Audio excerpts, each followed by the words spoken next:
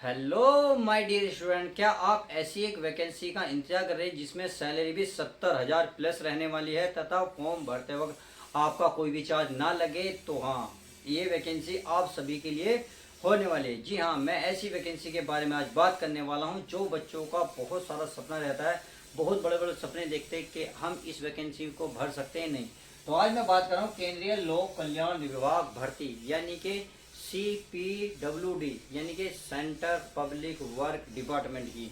जी हाँ, आज हम बात करेंगे वैकेंसी यानी कि कौन कौन इसको अप्लाई कर सकता है। तो मेल फीमेल दोनों इसको अप्लाई कर सकते हैं, ये बात आपको ध्यान रखनी होगी। बात आती है वैकेंसी टाइप यानी कि ऑल इंडिया लेवल की वैकेंसी है, आप भारत के किसी भी कोने से इस फॉर्म को अप्लाई कर सकते हैं। बात आती है क्वालिफिकेशन की, देखिए क्वालिफिकेशन डिटेल से समझेंगे।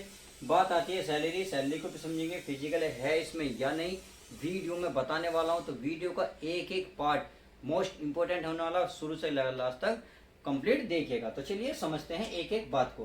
तो लोक कल्याण विभाग में भर्ती निकल चुकी है। तो अगर मैं सबसे पहले बात करूँ इसमें पोस्ट की, तो इसमें कितनी पोस्ट निकली हुई है? तो पोस्ट इसमें 8,500 पोस्ट इसमें कंप्लीट निकली हुई है। बात मेल फीमेल मैंने बता ही दिया है, लड़का लड़की भारत के किसी भी कोने से अप्लाई कर सकते हैं।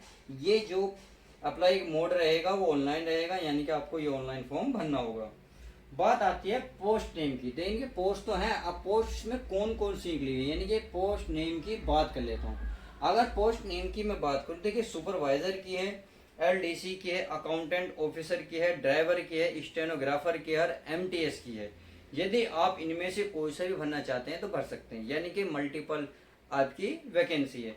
बात आती है इसमें एज की, अगर मैं एज की बात करूं तो चलिए एज की बात कर लेते हैं।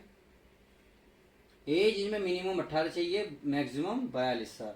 यदि आप OBC में आते हैं तो आपकी जो एज है 3 साल में छूट मिल सकती है।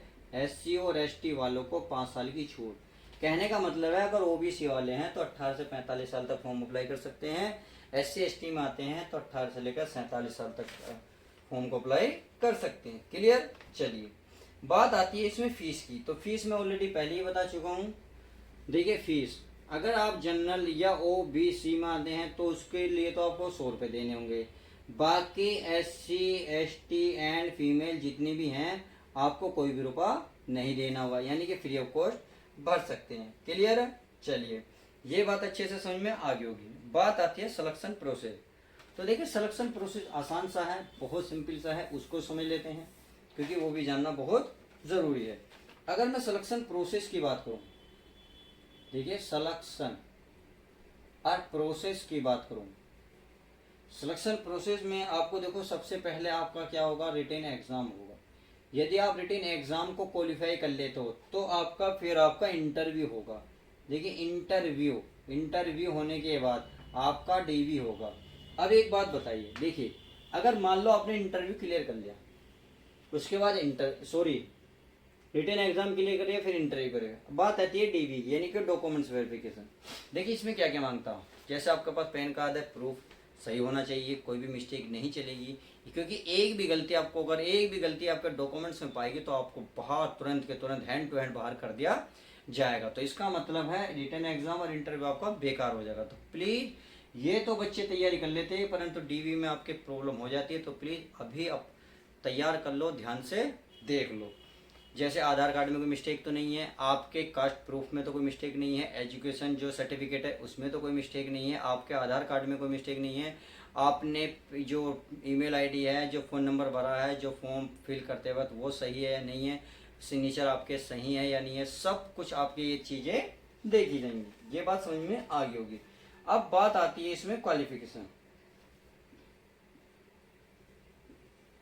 चलिए क्वालिफिकेशन भी प्यारे बच्चों बता देते हैं। अगर क्वालिफिकेशन की बात करूं, 10th पास, 12वीं पास, ग्रेजुएशन, यानी कि सबके लिए फॉर्म है।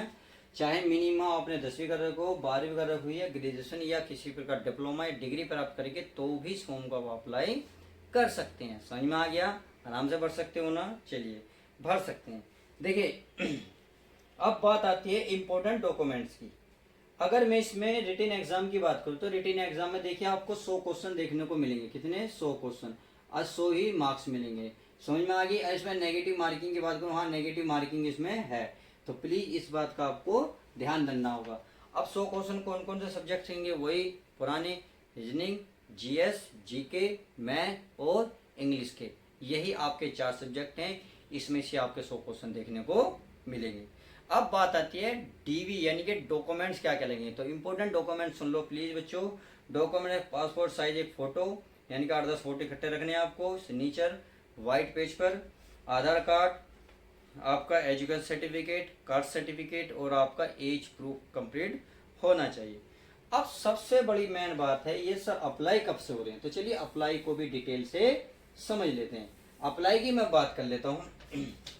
अच्छा मैंने सैलरी बता दी आपको,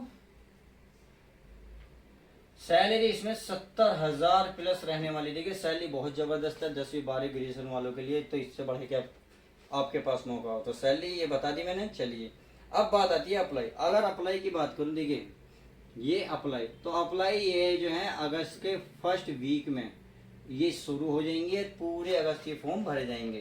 क्लियर है। तो ये मैंने केवल आपको एडवांस अपडेट दी है इसलिए, ताकि आप पूरी तरीके से तैयार रहें अगस्त में आने वाली वैकेंसी को भरने के लिए।